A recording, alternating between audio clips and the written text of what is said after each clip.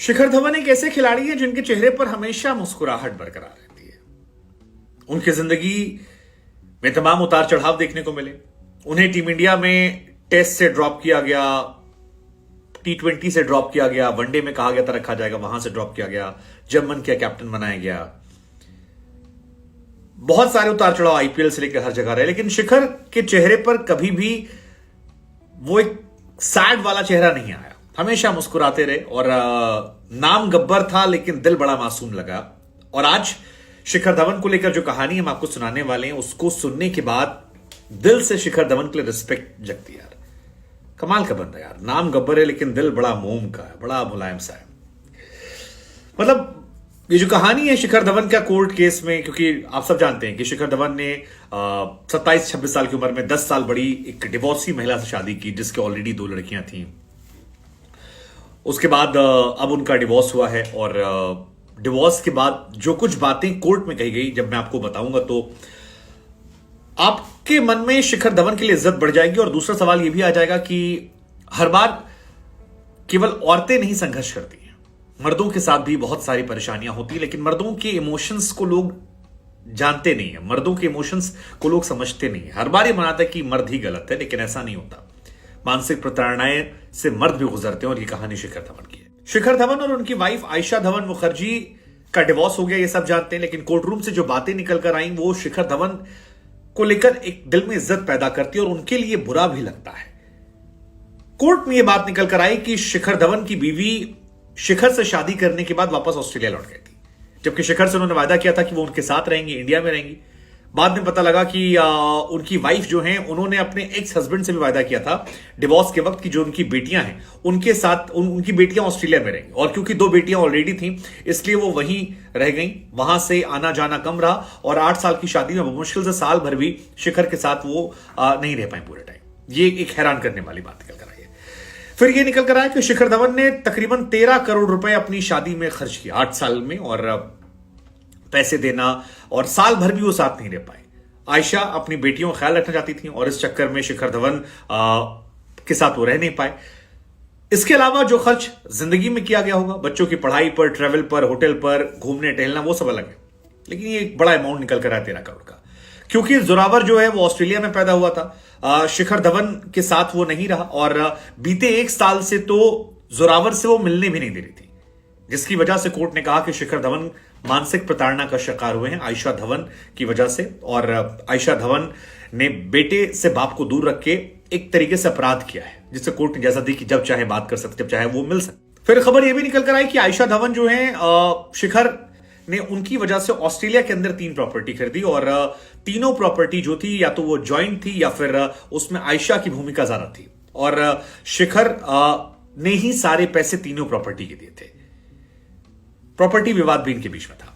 फिर खबर यह भी कि आयशा धवन ने शिखर धवन से अपनी एक्स बेटियों को लेकर भी, जो उनकी पिछली शादी से बच्चे हुए थे, उनको लेकर भी खर्च करवाया और लगातार वो पैसे दे रहे थे, चाहे स्कूल की फीस हो, कॉलेज की फीस हो, हॉलीडेज की हो, यहां तक कि जो उन्होंने कुत्ते पाल रखे थे उसकी ट्रेनिंग और उसको लेकर जो खर्च था वो भी सारा शिखर धवन की तरफ से जा रहा था।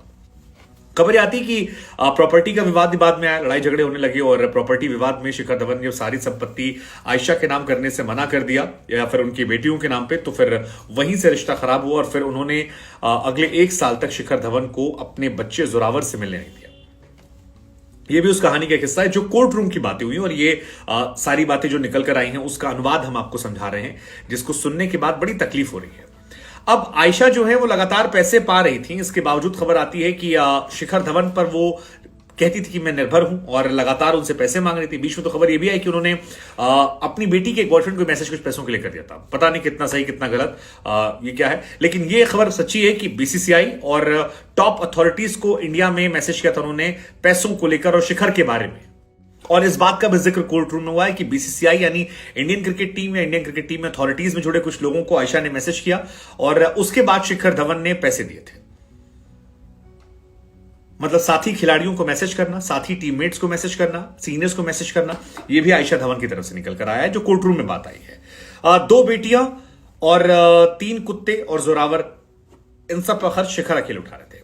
अब आयशा जो है वैसे एक बॉक्सर रही हैं, पैसे कमाती थी, लेकिन जब शादी हो गई इनकी, उसके बाद इन्होंने अपना काम करना बंद कर दिया और इन्होंने शिखर धवन से डिवोर्स को लेकर भी पैसे मांगे थे।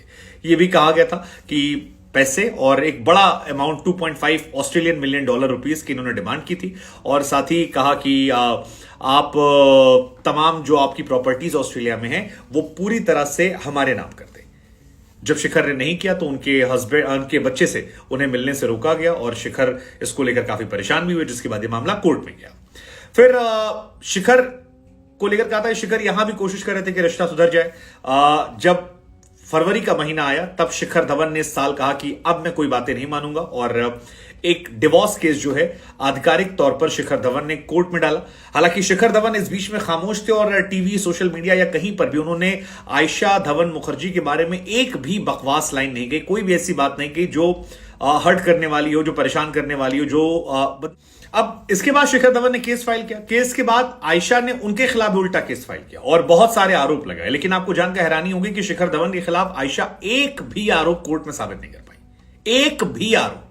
और शिखर धवन ने जितनी बातें कही टीम इंडिया में लोगों को मैसेजेस से लेकर, पैसों से लेकर, तमाम चीजें, हर एक चीज जो शिखर धवन ने कही थी वो सारी बातें कोर्ट रूम में प्रूफ हो गई। हर एक बात कि उनकी पत्नी इंडिया नहीं आई, इंडिया आने की कमिटमेंट की थी, वाइफ के एक्स बच्चों का, मतलब एक्स हस्बैंड से उनके बच्चों का कैसे वो ख्याल रख रहे थे, कैसे कुत्तों का ख्याल रख रहे थे, कैसे आना जाना, प्रॉपर्टी लेना, प्रॉपर्टी में इन्वॉल्व करना, सारी चीजों का जो शिखर धवन ने आरोप लगाया वो सारे साबित हुए। वहीं आयशा की तरफ से एक भी आरोप साबित नहीं हुआ कि शिखर धवन उनसे बदतमीजी कर रहे थे, क्रूअल थे, मार पिटाई की, कोई ऐसा काम किया, कहीं कोई आरोप ऐसा नहीं है। बड़ी हैरान करने वाली बात है, अब इसीलिए मैं बार बार कह रहा हूं। और आयशा तो इनफैक्ट इंडिया भी नहीं आई, अपने लॉयर्स के जरिए भेजा जो यहां पर आकर रिप्रेजेंट कर रहे थे और कोर्ट भी ये बात जानती थी कि शिखर धवन के सामने आयशा जो है उनके पास कुछ खोने को नहीं है और इसी वजह से शिखर धवन को डिवोर्स ग्रांट कर दिया गया और शिखर धवन को यह अधिकार दिया गया कि जब भी चाहें वो अपने बच्चों से मिल सकते हैं। बात सच है क्योंकि वो ऑस्ट्रेलियन सिटीजन है, तो बहुत सारी चीजें नियम कायदे कानून को लेकर है, लेकिन कोर्ट ने यह कहा है कि जब चाहे बात कर सकते हैं, जब चाहे मिल सकते हैं और बहुत सारी चीजें। और ये तमाम बातें जो निकल कर आती हैं ये बहुत दुखद है, परेशान करने वाली हैं, तकलीफ देने